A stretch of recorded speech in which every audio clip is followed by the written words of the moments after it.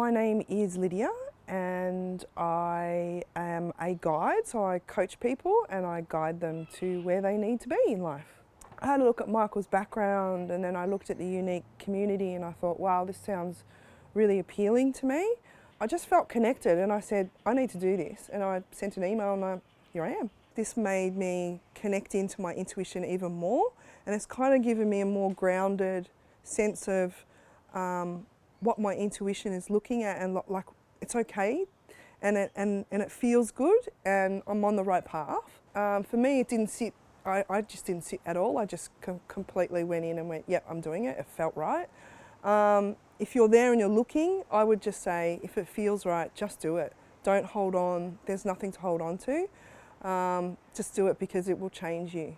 The process has been amazing and my growth has been exponential, and I'm very grateful for that. I'm grateful for Michael and the unique community and my new little family that I've just met over the last 5 days. For me, it's just cemented everything in, and it's just made me go to the next level where I need to be in my life for me.